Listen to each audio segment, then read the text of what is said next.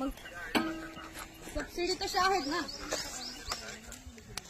आपल्या एक साध्या सोप्या गोष्टीत एक तुम्हाला मी सांगतो की चलनवाढ ही पाहिजेच प्रत्येक गोष्टी. हो पाहिजेच ना, पण आता जोपर्यंत चलनवाढ नाहीये तोपर्यंत आपला म्हणजे इकॉनॉमी पुढे सरकणारच नाही. मग कम्पॅरेटिव्हली तुम्ही 10 वर्षापूर्वीच्या गोष्टीला आता तुलना करत असाल. हा सर, मी ऐका तुमचं बरोबर आहे. तुम्ही म्हणताय की चलनवाढ पाहिजे. 10 वर्षापूर्वी गॅस 400 रुपये होता. हा, हे तुमचं मान्य, मला तुमचं बरोबर पडते. पण 10 वर्षापूर्वी कापूस पण 5000च होता, आता पण तेवढाच का? 10 वर्षापूर्वी कांदा पण 20 रुपये किलो होता, आता पण तेवढाच का? मग 10 वर्षापूर्वी जर सरकारचं वाढते तर शेतकऱ्याचं का नको? ऐका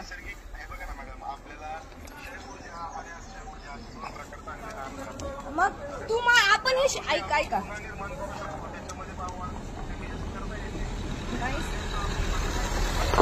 सर, हे तुमचं म्हणणं तुम्हाला वाटतं की गॅस वाढला. मी फक्त गॅसचं एक उदाहरण दिलं. तुम्ही बाळकी खताचं पण बघा.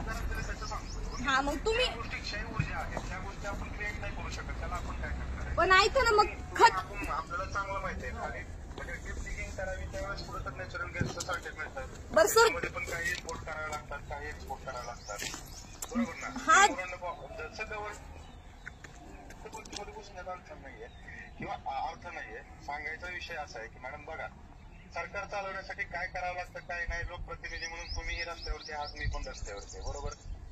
काही गोष्टींच्या बाबतीमध्ये जर आपण एक जबाबदार नागरिक ही भूमिका टाळून जर फक्त लोकप्रतिनिधी म्हणून उभा राहू तर त्या गोष्टीला काही अर्थ राहणार नाही सर, तुमचं म्हणणं बरोबर आहे. पण तुम्ही आज एक स्कीम आली किंवा तुमचा नंबर घेतला, मग तेच ना. मग पण शेतकऱ्यांच्या वेता कोण सांगणार सर? जर तालुका प्रतिनिधी 5-5 वर्षात तर एक आणि 2 दिवस सुद्धा गावात येत नसतील, गावातल्यांच्या वेता जाणार नसतील, आणि जर फक्त कामापुरतेच बाकीची माणसं येत असतील तर काय? राजकीय मुद्दा झाला ना. ह्याच्यासाठी मी तुम्हाला बोलू शकतो ना की बाबा आज तुमचा जो राजकीय मुद्दा आहे, राजकीय मुद्द्यासाठी पाहिजे त्यांनी सहकार्य करतो. आव पण मग तुमचं म्हणणं आहे की बाबा जर तालुका अध्यक्ष येत नाहीत, भेटत नाहीत, बोलत नाहीत किंवा काय पदाधिकाऱ्यांशी काही संबंध येत नाही त्यांचा, बरोबर ना. तुम्ही कोणत्या पक्षाचं कार्य करताय मला हे माहिती नाहीये, बरोबर ना. हा, ते पण बरोबर आहे ना. पक्षाचं आम्हाला कोणतंच घेणं देणं नाहीये सध्या तरी. माझ्या म्हणण्याचा उद्देश कसा की बघा, तुम्हाला जर नाही पटत आहे, नाही बाबा तिथं स्कीम सांगाव्याशी वाटत किंवा काय करावंशी वाटत, तुमच्याकडून आम्हाला व्हॅलिड रिजन भेटलं तर आम्ही तिथून निघून जातो ना. हा, मग तेवढंच किंवा गोंधळ घालत बसायची आवश्यकता नाहीये. कारण हा कुठच्याही पक्षाचा प्रचार वगैरे ह्या हिशोबाने चालू असलेला कार्यक्रम नाहीये, बरोबर ना. आजपर्यंत बऱ्याचशा लोकांना वाटत होतं की मोदीजींचं नाव घेऊन मोदी सरकार कशाला सांगताय तुम्ही. मागच्या 50-60 वर्षापासून ज्यावेळेस इंदिरा आवास योजना चालू होती, राजीव गांधी जीवन ज्योती योजना चालू होती, तोपर्यंत कोणाला नाही का ते सुचलं. पण पक्षकार म्हणून मी पण माझ्या पक्षाची बाजू मांडू शकतो ना. पण आम्हाला तो विरोध नाही करत बसायचा. आणि होणार आहे. ऐका सर, आम्हालाही कोणत्याच पक्षाचा मुद्दा मांडायचा नाहीये. आमच्या गावातून एवढीच अपेक्षा आहे फक्त की तुम्ही आधी आमच्या वेता जाणून घ्या. म्हणजे आम्हाला कोणतंच मी म्हणणार नाही. हा, आमचं काय माझा शब्द आहे, ऐकून घ्या ना.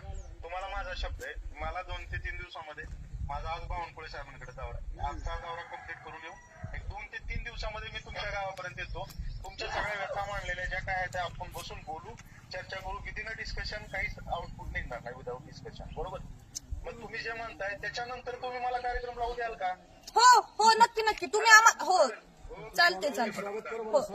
अहो ऐका तुम्ही जर आमच्या गावाला रोड मंजूर करून दिला, म्हणजे तुम्ही कुणाहीशी बोला, कोणत्याही वरच्या मंत्र्याशी, आणि जर रोड मंजूर झाला, स्वागत काय तुमचा सत्कार गावातल्या विद्यार्थ्यांकडून करू. लोक वरचे तर बाहेर, मी आणि विद्यार्थी आमची संघटना मिळून करू. कारण एवढे विद्यार्थ्यांचे हाल झालेत आणि त्यांची कोण जोखीम घेत नाही. तुम्ही जर घेत असताल ना तुमचं ते सगळं स्वागत, मग तुमचं कोणताही पक्ष असो आम्हाला काहीच घेणं देत नाही, पण तुमचं मार्ग थाटात स्वागत करणार, एवढं लिहून देतो. कारण एवढं मी सुप्रिया पवार आहे, शिवरवाडी.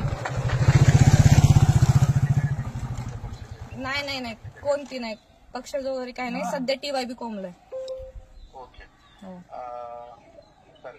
माझ्याबद्दल तर माहिती तुम्हाला भेटली असेल. हो, त्यांच्याकडूनच घेतले.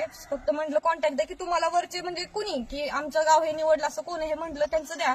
कारण त्यांना सांगितलं सगळे विरोध करायला लागले, तर ते म्हणले फक्त एक पदाधिकारी म्हणून कर्मायतले आहेत की भाजपचे जिल्हाध्यक्ष वगैरे आहेत, तर म्हटलं फक्त त्यांचा नंबर द्या, त्यांना वेळ समजू द्या ना. कारण का आतापर्यंत तुम्ही जर आमचे युट्यूबला वगैरे व्हिडिओ बघितले असतील किंवा बातम्या वगैरे बघितल्या असतील, न्यूजपेपरला एवढ्या बातम्या दिलेत ना आम्ही, दिवस कंटिन्यू मी उपोषण केले विद्यार्थ्यांसाठी, तरीही तिथं आम्हाला तालुका प्रतिनिधी भेटायला सुद्धा आले नाहीत किंवा म्हणले सुद्धा नाही की आम्ही तुम्हाला शब्द देतो असं तसं.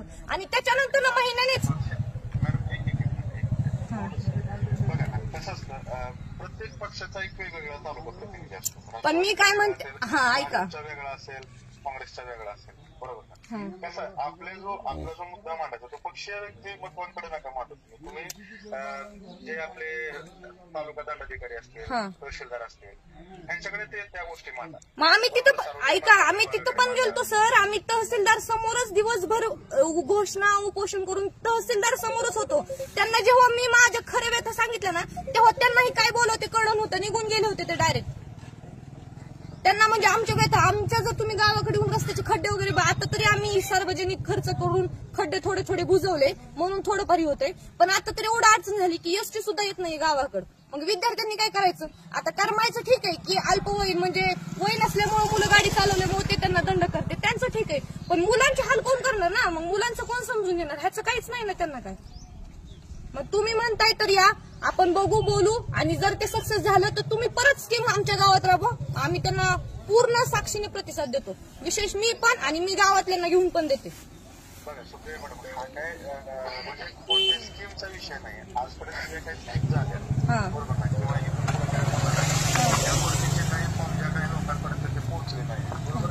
काही राजकीय अनिच्छा असते, काही वेळेस प्रशासकीय अपयश असतं, तर ह्याच्यामुळे काय होतं, बऱ्याचशा लोकांपर्यंत, गरजू लोकांपर्यंत त्या स्कीम पोहोचलेल्या नसतात.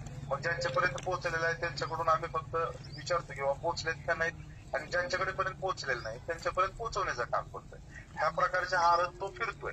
ह्याच्यामध्ये हे सगळ्याच्या सगळं कार्य कोणताही एक पक्ष म्हणून नाही, तर प्रशासकीय अधिकारी करतायत म्हणून प्रशासकीय अधिकाऱ्यांकडे नियोजन आहे.